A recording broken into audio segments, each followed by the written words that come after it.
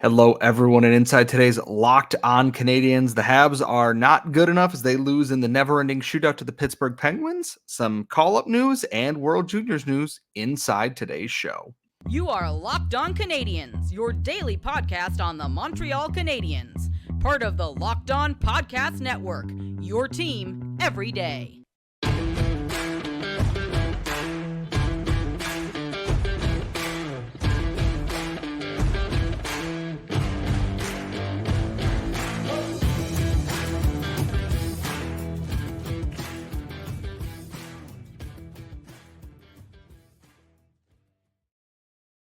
Hello, everyone, and welcome to episode 973 of Locked On Canadiens. We are your daily Montreal Canadiens podcast, part of the Locked On Podcast Network, where you get your team every single day of the week. And today's episode is brought to you by FanDuel. You can make every moment more right now because new customers get $150 in bonus bets with any winning $5 moneyline bet. That's $150 if your team wins. Visit FanDuel.com/lockedon to get started.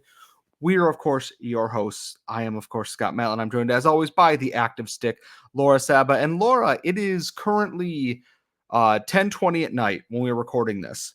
The Montreal Canadiens game started slightly after 7 o'clock, as it does. And we are sitting here after gleefully, thinking, this will be good. We have a lot of fun stuff to talk about. The Canadiens coughed up a 2-goal lead and lost in an 11 round shootout to the Pittsburgh Penguins. And as we predicted, games against the Penguins are stupid. This somehow found another level in a lot of different ways to be stupid. So much so that I can't read the text message I sent you that we were ready for recording because it would get our show an explicit label on it right now. I think we jinxed it a little bit when we said yesterday that this game was there for the taking. I think in the last few years, Pittsburgh was so clearly widely outmatching the Canadiens, outplaying the Canadiens, or they were just so much better. Like the Habs were out of their depth with the Penguins. And we got excited because the Penguins are on a backslide and things are not going great. And then we got even more excited when the Canadiens got a lead, and then everything went into the gutter. And here's the thing is, the first period, the Canadiens were great. David Savard intercepting a pass from Erik Karlsson, walking into the slot, scoring a goal. They got a power play goal in this game. Sean Monahan cleaned up a rebound up there. A lot of things went on, and I'm forgetting the most impressive one. Jaden Struble went end-to-end and cashed in for a second goal in 3 games now. Looks incredible. They were playing so well in this game. And there was one penalty in the first period that was a pretty obvious thing. Mike Sullivan then leaving the ice gives the officials an earful. And wouldn't you know it, in the second period, the Pittsburgh Penguins got gifted a bunch of, and I'm going to be very charitable when I say soft penalty calls here, so much so that I still cannot find where the penalty was. That Gary Galley, who takes joy in bad things happening to the Montreal Canadiens, cannot find the penalty on these plays. Jonathan Kovacevic goes to the box. They have almost killed that penalty, too many men on the ice. That penalty is legitimate. Penguins score on that. It is a 3-2 game. If they are not in that situation, the too many men on the ice does not happen. That's just how this works. And then it was coming into the Habs defensive zone, the Penguins off coming into the offensive zone. Juraj Slafkovsky reaches, taps a guy on the hip, solar plexus, whatever rib cage area, and they ding him for hooking. And I look at that and go, there's nothing there. And I thought they were calling Caden Gooley, who kind of got the seatbelt, but not enough that I thought was and wouldn't you know it, the Penguins score on that one too. And for the life of me, I hate it when the officiating becomes the story of the game. If the Penguins came out in the second period and 5-on-5, beat the Habs into tar back and forth and got bailed out by Sam, I would understand that. That was not the case. The Penguins looked like a bad team tonight. And I'm not left believing that they are anything but a mediocre team at this point. And just Third period comes, Canadiens power play cannot convert, goes to overtime. Canadiens power play cannot convert, lose in a coin flip of a shootout there where they were playing mirroring each other for most of it. And I'm frustrated because I'm reaching a breaking point with some of the decisions that are being made with this team here. We will have some on the new call up in the second segment here. But before I launch into that, Laura, I'm curious of what your thoughts, what you took away from this game tonight outside of Penguins and Habs games are stupid. I mean, I have to say, Scott, like I do share your frustration with the decision making here. And I don't think that, when we talk about people need patience and things like that, I don't think we're outright defending the coaching decisions. Like that's not what we're doing. We're saying they could be better, but we need to, before we start worrying about the sky falling, we need to give him a chance to kind of learn, right? I feel like at this point, it feels like he's learning the wrong lessons. And here is the thing again that drives me nuts in this game. Josh Anderson had a couple of golden chances to get another goal. He skied one straight over the net, got robbed by Nedeljkovic on the other one, which I can't blame for, but he's trying. The Habs hit post, and everything about it is that regression is only going in the opposite direction further right now. Caulfield looks like he's fighting the puck. Josh Anderson went out in the shootout like you threw a toddler on the ice and just someone called it a mercy kill.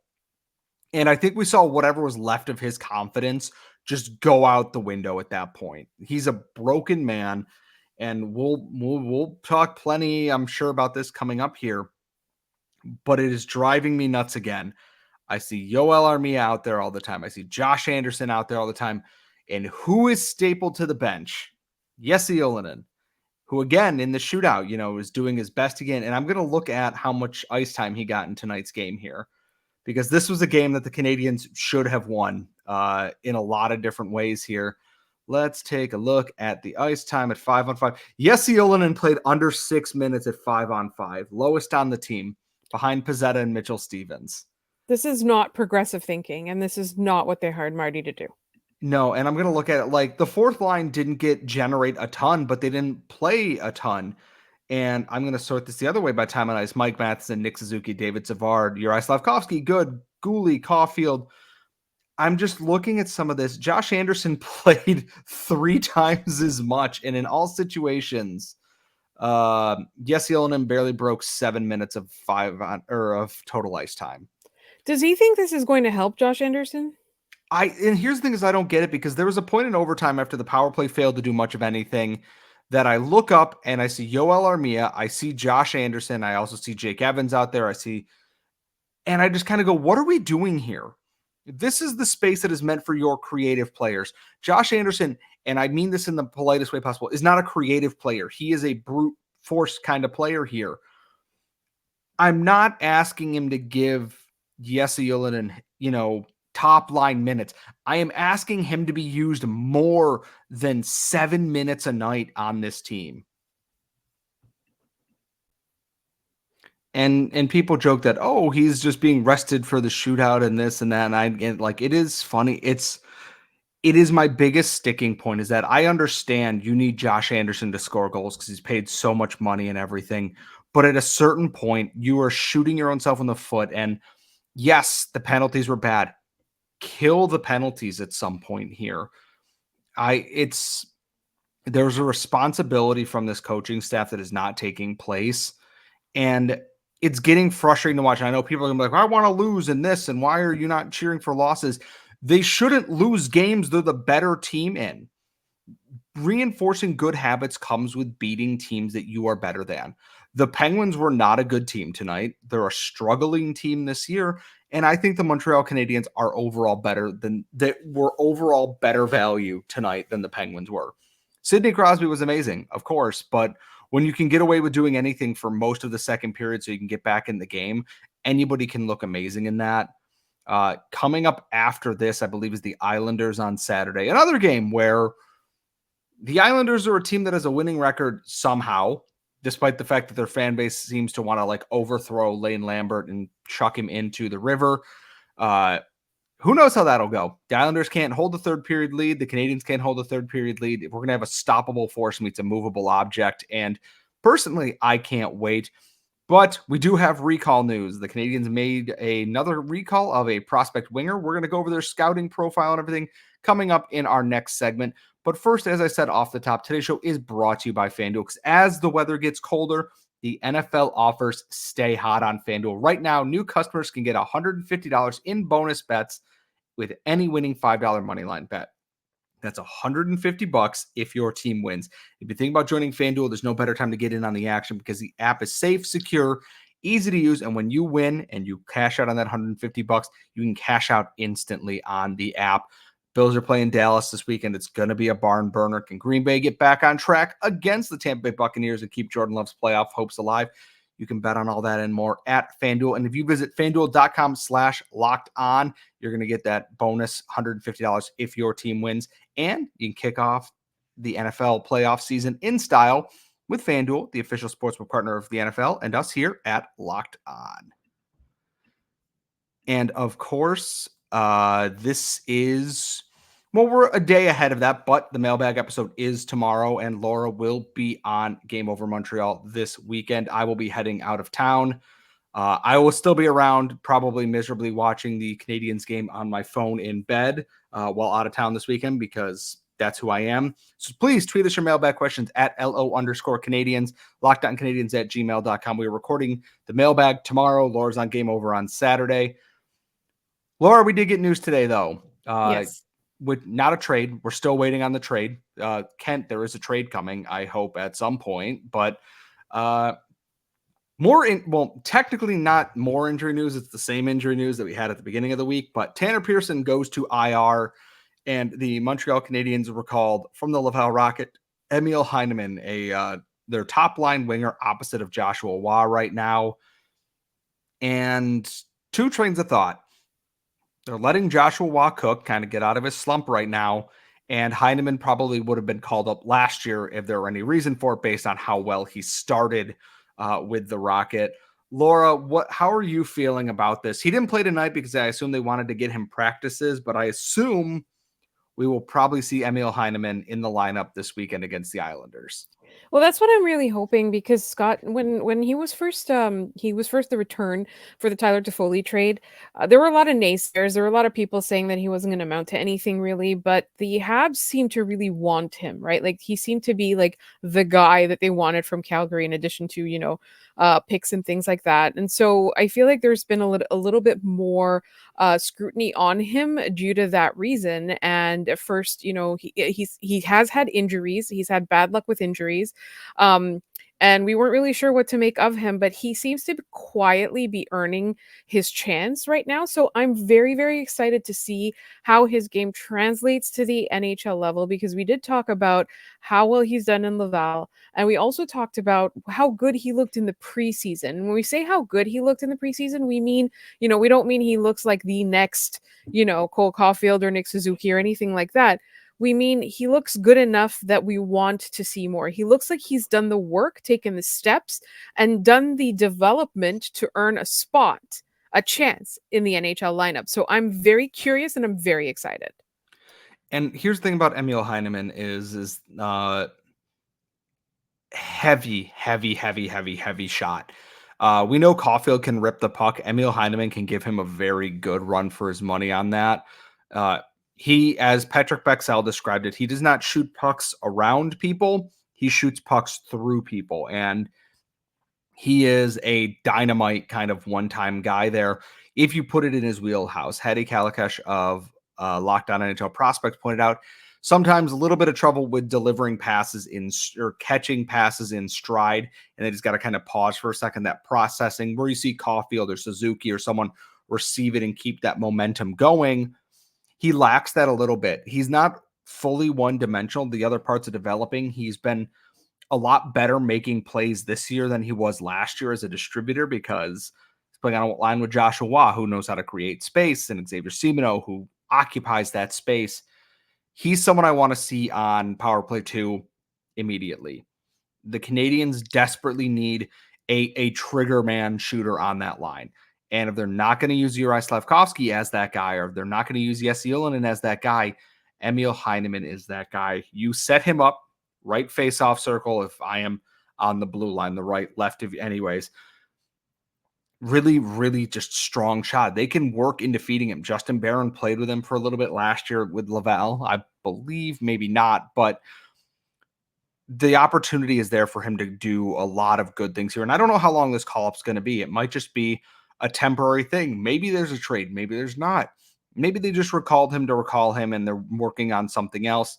Caden Primo was on the bench against the Penguins. Jake Allen was the healthy scratch for the night there. The other side of things that I saw, and I saw a little bit more of this at the rookie showcase, and I've seen it this season, he's brought a little bit more physicality to his game. He's not a Josh Anderson light, but he's closer to being that kind of player than being a Cole Caulfield type player. I don't want to set the expectation as that he's never going to score another goal or he's never going to score a goal in the NHL, but he plays a more straightforward game there.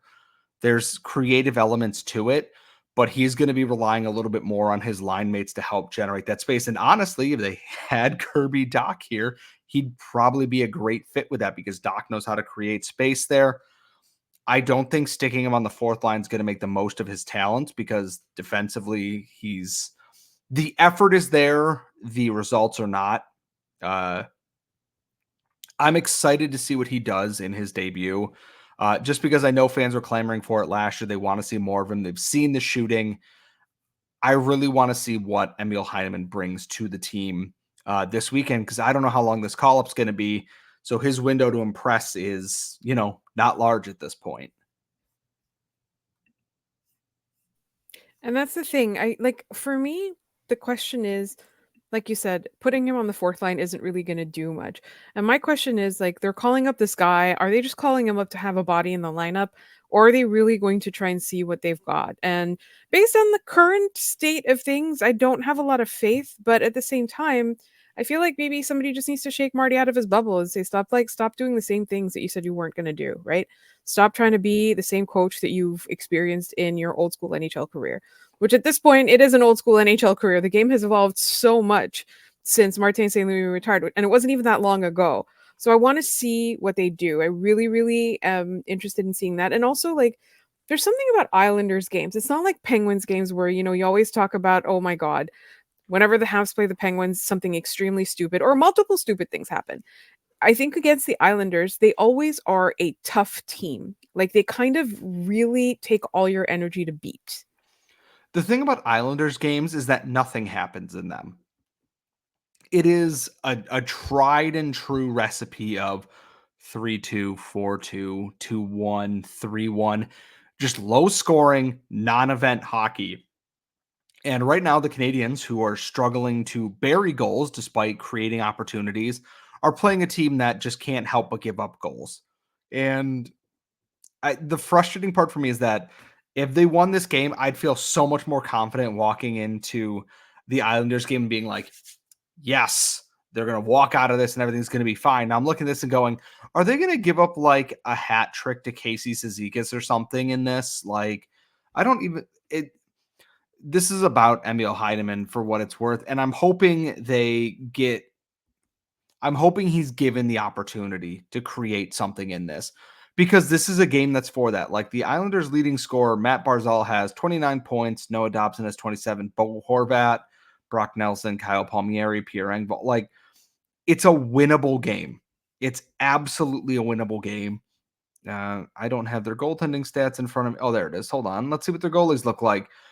They're both good. So knowing the way the Canadian season has gone, Emil Heineman's going to score 2 goals in his debut. The Habs are going to win 5-1 somehow.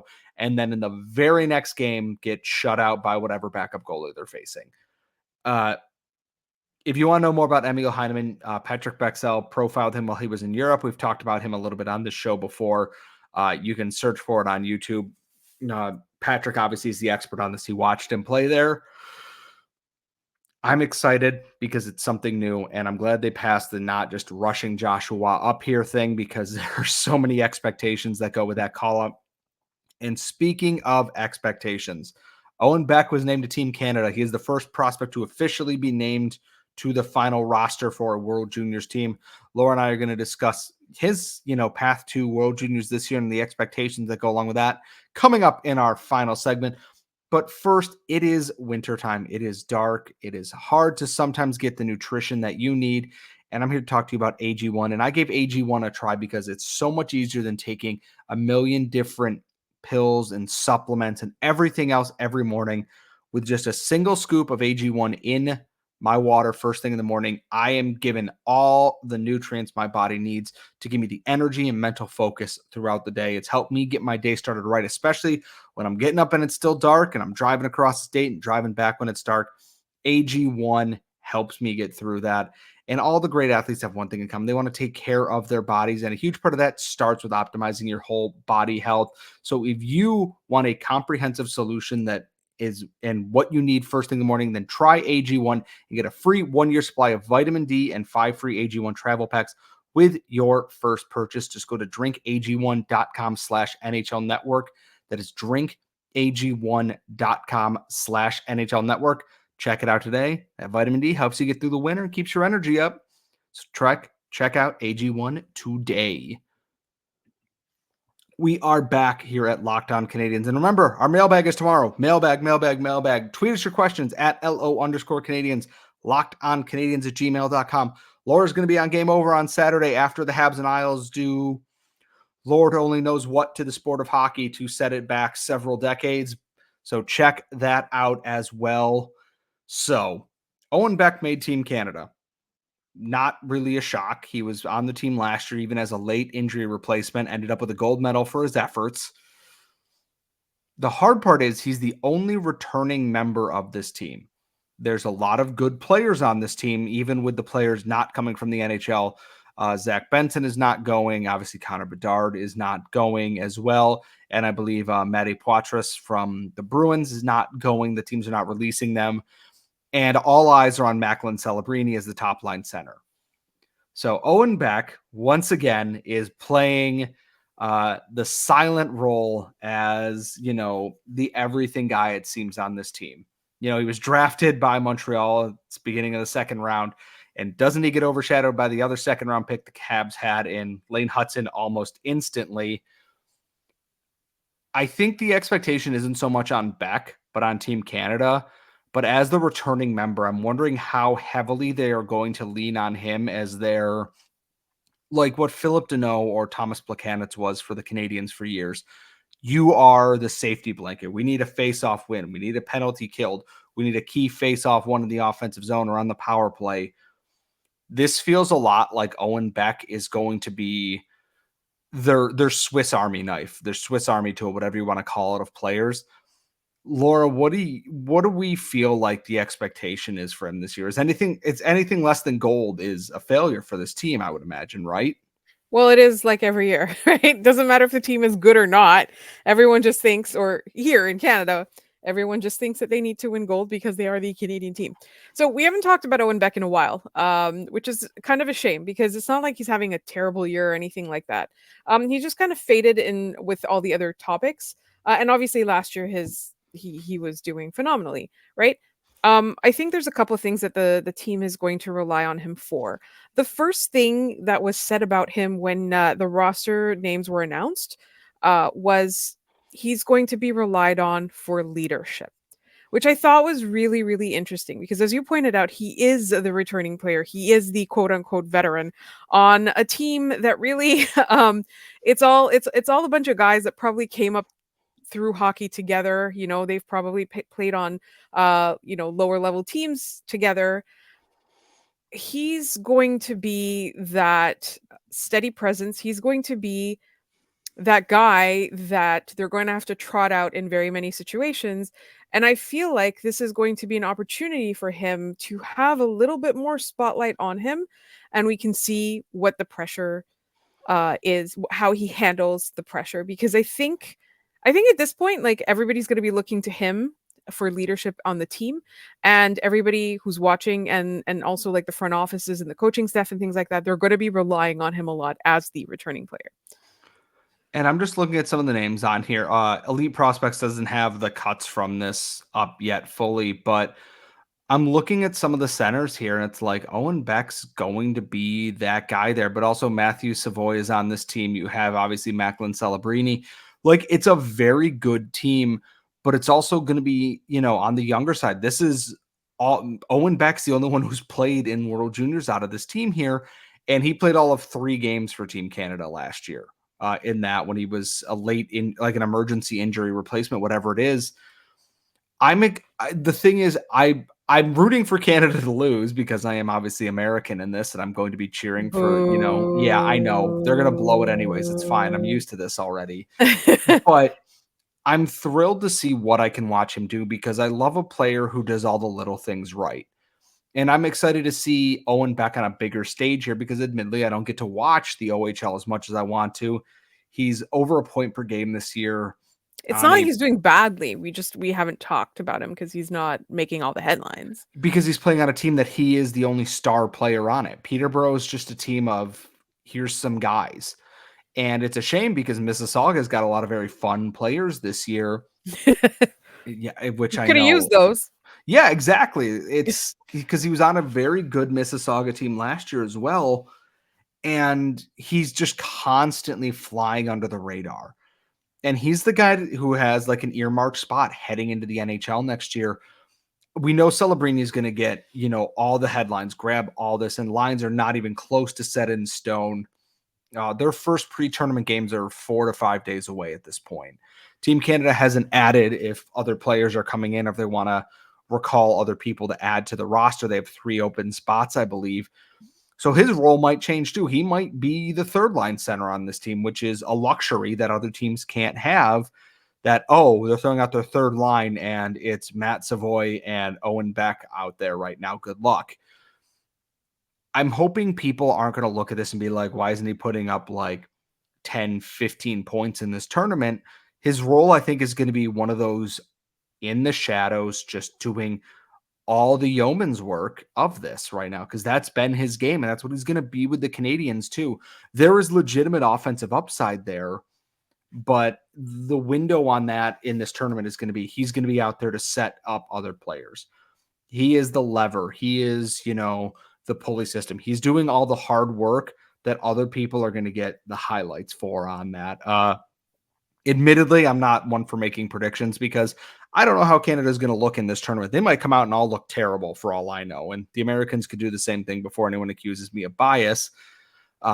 As that tournament goes on, and maybe once we have final rosters, we can talk to some of our friends from Elite Prospects or Locked On NHL Prospects, do a nice full preview of all the Habs prospects and everything. And if you have any questions right now about prospects, the Montreal Canadiens, traffic cones, pigeons, Sanka sets, whatever, I don't know. You can tweet us at LO_Canadiens, lockedoncanadiens@gmail.com. We have that mailbag episode tomorrow. Laura's on Game Over on Saturday. Check it all out, and if you are interested, tell your friends about us wherever you get your daily podcasts, Google, Apple, Spotify, or on youtube.com. And when you're done watching us, Locked On Sports Today, 24/7 streaming channel, all of our local experts, our national shows, all in one place, 24 hours a day, 7 days a week, 365 days a year. Check it out. That's Locked On Sports Today. That's going to do it for us, folks. We will see you all next time.